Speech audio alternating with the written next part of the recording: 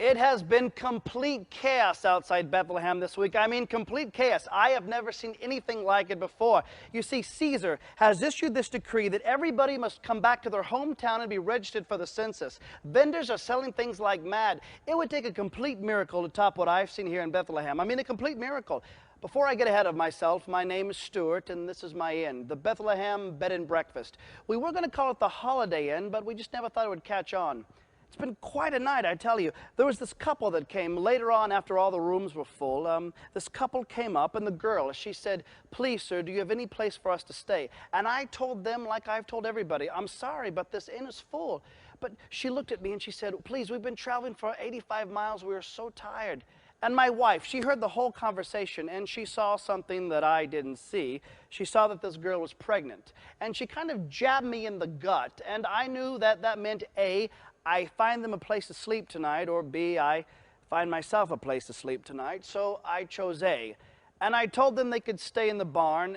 The barn, it is no place for any human to be. I mean, it's full of hay and manure and animals, but that's all I had. And they were thankful. And as they were walking to the barn, the gentleman, I think his name was Joe, he turned around and he said, "God bless you."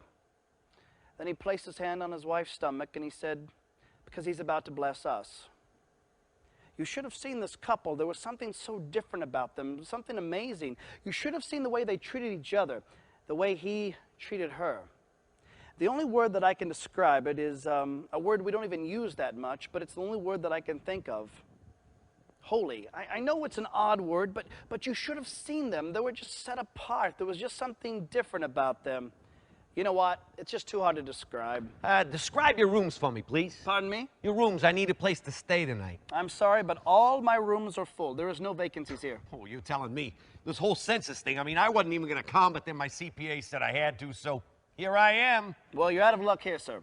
Oh, come on. You got to have something. I mean, I got money, and I know I didn't misread the sign. Sign? What are you talking about? I turned the vacancy sign off about half an hour ago. No, not that. The star over there, you know? I've been following that star for like a half an hour, you know? I mean, I just knew it meant vacancies. Apparently it meant unvacancies. I mean, that star there, you can't deny it. It's shining right over your inn. You know what? Come to think of it, it's really not over your inn. It's over your barn. But you wouldn't be people in your barn, would you? No, not even a pregnant woman. What? Nothing. Keep talking. Well, listen, you got to have something for me.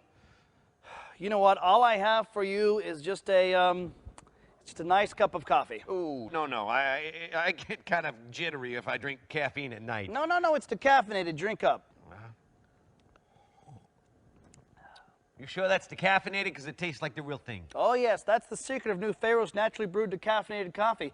It tastes like regular, but it's decaffeinated.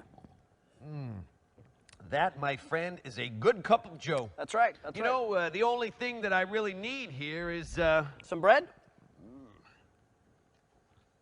Man, no. Now, that is some good bread. You like that, do you? I got a whole slew of them down at Old Man Moses' Deli down the street. You can pick some up for breakfast in the morning. Yeah. It's good. I just wish it didn't have all that butter on it. I'm trying to watch my weight. That is a butter substitute. Huh? Tastes like butter. Nope. Half the calories and fat is regular margarine or butter. You sure it's not butter? It's not butter. I can't believe it's not butter. Nope. Well, listen, friend, thank you for these things, but where can I lay my head tonight? Let's see here. You know what? There is a motel down the street. It's the second, no, it's the 6th motel. All right, Motel 6. Yes, the one with the lights on. Well, thank you very much, and Merry Census to you. Whoa. Merry Census. Oh, yes, this census is huge. It's the biggest thing to hit in years. I mean, it's turned commerce on its ears, you know? So I coined this phrase, Merry Census. Even had it trademarked, huh? So, Merry Census to you. I like that. Merry Census. You owe me $1. He followed that star as some type of sign. Maybe it could be a sign. It is shining unusually bright over my barn, but a sign? No, there's just no way. My wife, she would look at that star and she would think, maybe it's a God thing. No. Stuart, get a hold of yourself. There is no way that star means anything. There is no way that God has a purpose for that star. But what if? No, that is just crazy. No. This is crazy. Pardon me? I know what's going on inside your barn. You I've been in your barn. You smell like my barn. Oh, that's just the sheep dip. I'm a shepherd.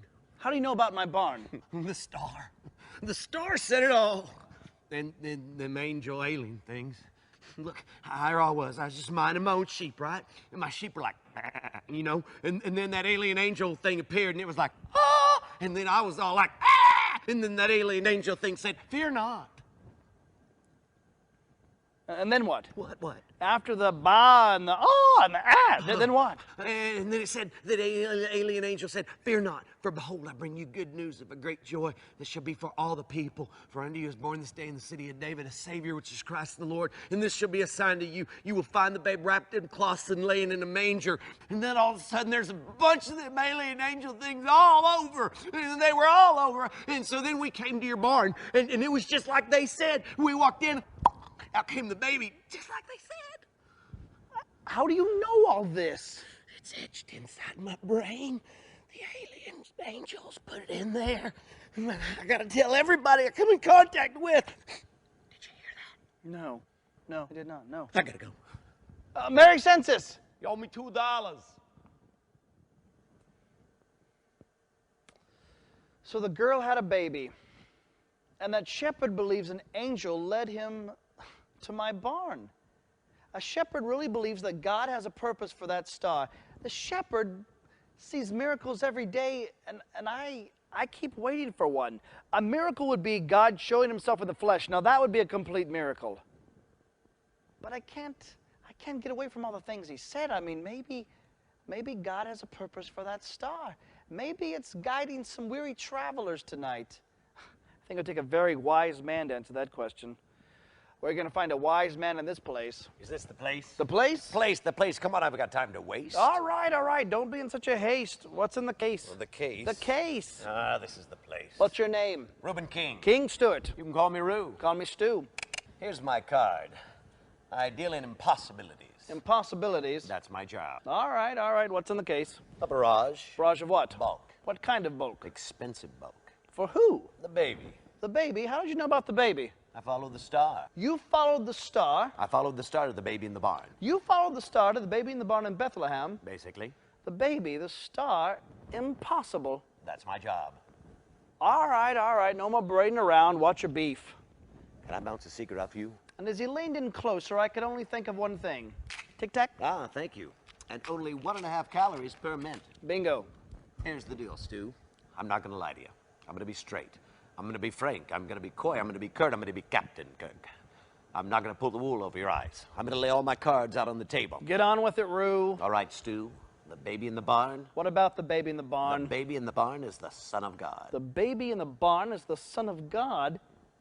Impossible. That's my job. Okay. Rue, I'm trying to get my head around all this. How did all this happen? She said yes. She said yes, and the impossible became possible. And to think, I left the Messiah in the cold tonight. I'd hate to be you. Well, listen, I'm getting inside that barn. By the way, if 2 of my associates show up and a drummer boy, send them Whoa, a drummer boy? a little drummer boy. What does a little drummer boy do? He's going to bang on his drums. He's going to bang on his drums. He's going to bang on his drums for the baby in the barn. He's going to bang on his drums for the baby in the barn in Bethlehem. Basically. Beautiful. What ballad? Ba-rum-pa-pum-pum. Pa-rum-pa-pum-pum. You tell him to play his drums for him. Oh, he'll play his best for him. Pa-rum-pa-pum-pum. Ba-rum-pa-pum-pum. Rum-pa-pum-pum. Catchy. Yeah, I think so. Well, before you go, Merry Census. What? Merry Census. I mean, it's the biggest thing that's happened to Bethlehem, so Merry Census. The biggest thing to happen to Bethlehem and the world is what's going on in your barn right now. No, you should be saying, Mary had the Christ child in a barn after following a star all day. I got to figure out how to shorten that. Well, I'm off to the barn. Bye-bye.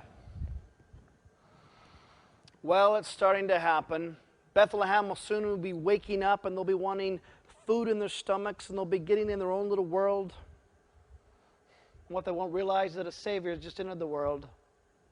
What a night. A silent night. A holy night. There's that word again. I think I almost missed this. Even in my own home. Yes. Rest, child. Rest while you can, child, for your work is just about to begin. Speaking of work, I might as well begin my work too. So, Mary sends... No, Stuart, don't miss this. Don't make it about money and things. Because it's about the Christ child. Christ. Yes. Merry Christmas. Yes. Merry Christmas.